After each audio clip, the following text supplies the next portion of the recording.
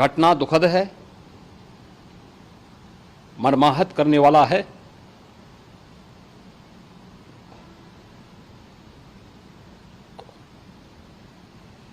उन सभी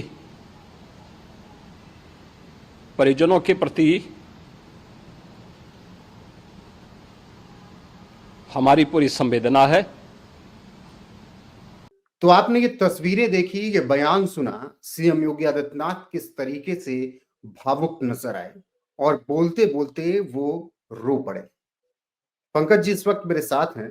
पंकज जी, जिस तरीके से तस्वीरें महाकुंभ से आई वो रुला देने वाली थी और आखिरकार सीएम योगी आदित्यनाथ की भी आंखों में भावुकता नजर आई, फपक फपक कर वो रोते हुए नजर आए।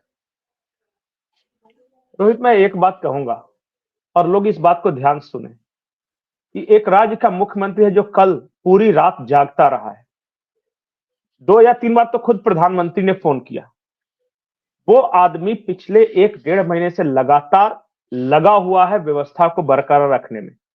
उनके ऑफिसर लगे हुए हैं। कल रात भर बैठक चली है। आपको शायद पता नहीं होगा, दर्शकों को मैं बता दूं कि गाजीपुर के रहने वाले अंजनी राय थे।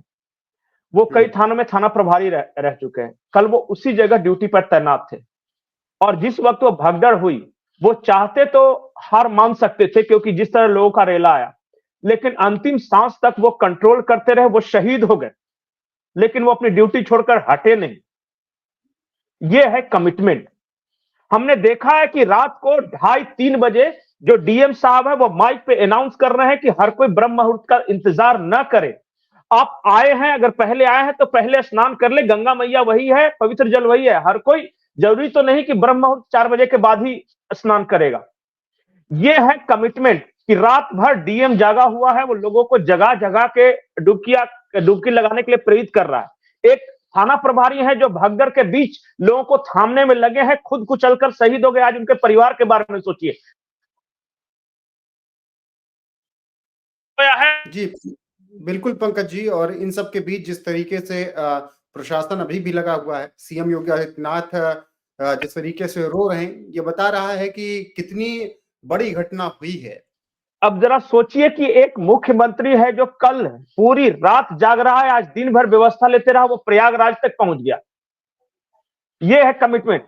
बताइए कि मतलब कि 5 करोड़ आदमी आने की उम्मीद है, आज शाम तक 10 करोड़ आने की खबर है। 5 करोड़ सुबह सुबह वो गंगा मैया में या संगम में डुबकी लगा चुके हैं। क्या कितनी व्यवस्था करेगा? इतना बड़ा लोगों का सैलाब आ रहा है।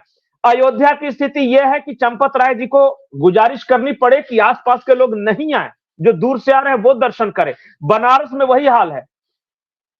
कितनी आबादी होगी प्रयागराज की? 3 करोड़ के आसपास शायद आबादी है। सबसे घनी आबादी वाला जिला है। नहीं नहीं, 3 करोड़ प्रयागराज शहर की आबादी है और 10 करोड़ लोग वहां पे आ रहे हैं। सारे लोग लगे हुए हैं, जी जान से लगे हुए हैं, प्रशासन के लोग लगे हुए हैं, वॉलेंटियर है, सरकार है, सबको यह है। और इसके बावजूद अगर ये दुखद हादसा होता है और अगर जो आदमी दिल से काम करता है ना, उसी की आंखों में आंसू आते हैं। वो आदमी हार तोड़ मेहनत कर रहा है, उसके जवान मर रहे हैं, उसका जो सबसे बड़ा पदाधिकारी है वो रात रात भर अनाउंसमेंट कर रहा है माइक पे घूम के। अब बताइए, आंखों में आंसू नहीं आएंगे तो क्या होगा अगर इस तरह की दर्दनाक घटना नहीं हो तो? आप किसी काम में पूरी कमिटमेंट के साथ लगे हुए हैं, कमिटमेंट है इसलिए आंसू आए हैं। और राजा ऐसा ही होना चाहिए जो कि जो प्रजा के दर्द में खुद अपना दर्द महसूस करे। हमने देखे हैं अट्टहास, ऐसे भी राजा हुए हैं जो लोग मर रहे हैं और अपने महल में बैठकर हंस रहे हैं, लेकिन यह आदमी, शक्ल देखिए, चेहरा देखिए योगी जी का। ये अच्छा, जो आदमी 24 घंटे 25 घंटे सोया नहीं है, लगातार लगा हुआ है, काम कर रहा है, प्रधानमंत्री जी को रात भर 3 बार जवाब देता रहा, अधिकारियों के साथ बैठा रहा, क्या चाहते हैं? और मैं बार बार बोल रहा हूं कि जब महायज्ञ होता है तो कुछ राक्षसी प्रवृत्तियां होती हैं। और मैं आपको रामचरितमानस में भी आपने देखा हो कि जब यज्ञ करते तो राक्षस यज्ञ वेदी में आके क्या क्या डालते थे, कहीं मांस डालते थे, कहीं पानी डाल देते थे। आज भी वो राक्षसी प्रवृत्तियां हैं जो इस महायज्ञ में विघ्न उत्पन्न करने के प्रयास में है, फिराक में है, और वो शैतानी शक्तियों से बच के रहना होगा। वो अफवाहबाजों की शक्ल में हो सकते हैं, वो हो सकता है कि जो लोग टेंट में आग लगाने की जिम्मेदारी ले रहे हैं उनकी शक्ल में हो सकते हैं, वो हो सकता है कि रोज कुछ ना कुछ निगेटिविटी फैला रहे हैं इस महाकुंभ को लेकर, वो हो सकता है कि इस रूप में हो जो बार बार लोगों को हतोत्साहित कर रहे हैं। अलग अलग राक्षसों की अलग अलग प्रवृत्तियां, और आप लोग समझ सकते हैं कौन शैतान है और किस किस रूप में है। मैं लेकिन एक एक बयान सुनाना शुरू कर दूं जिन लोगों ने कहा है ना, तो पता चला अपनी आंखों में आंसू हो गए कि सनातन में जरा भी श्रद्धा होगी तो। बिल्कुल और पंकज बताइए, जी, एक आदमी आयोजन को सफल बनाने के लिए लगा हुआ है और दूसरा उसे बर्बाद करने में लगा हुआ है, क्या करे आदमी। बिल्कुल जिस तरीके से उनकी आंखों में आंसू आए सीएम योगी आदित्यनाथ के, उसके बाद तमाम तरीके के अब सोशल मीडिया पर मजाक भी बनाने शुरू कर दिए जा रहे हैं। ऐसे लोगों के लिए फिर आप क्या कहेंगे? कहेंगे क्या, इस देश में सही में धन्य है वो पुण्यात्माएं जो कि चला रही हैं और स्मूथली चला रही हैं। कितना मेहनत लगता है, देखिए बाकी जगहों पे सिर्फ आपको काम करना है और यहां अपना काम भी करना है और उस तरह निगेटिव शक्तियों से मुकाबला भी करना है। वो मदद का हाथ तो नहीं बढ़ा सकते। अखिलेश यादव खुद डुबकी लगा के चले आए। आज मैंने देखा कि डिंपल भाभी है, वो डुबकी लगा के चली है, अपना पाप तो धो लिया और दूसरे को कह रहे हैं कि जो जाते हैं कुंभ स्नान करने वो पापी होते हैं, वो अपना पाप धोने जाते हैं। तो बताएं अखिलेश यादव, क्या मुलायम सिंह यादव जब कुंभ में डुबकी लगाते थे वो अपना पाप धोने जाते थे? या बताएं मल्लिकार्जुन खड़गे कि जब जवाहरलाल नेहरू ने डुबकी लगाई थी या इंदिरा गांधी ने डुबकी लगाई थी तो क्या देश की गरीबी दूर हो गई? अरे कम से कम कुछ योगदान नहीं दे सकते हो तो चुप तो बैठ सकते हो ना। खामोश रहने के पैसे लगते हैं क्या? वही मैं अगर कहीं पे कुछ तुम देख रहा योगदान नहीं, होना वही ये मैं चाहिए था कि टीम वर्क होना चाहिए था।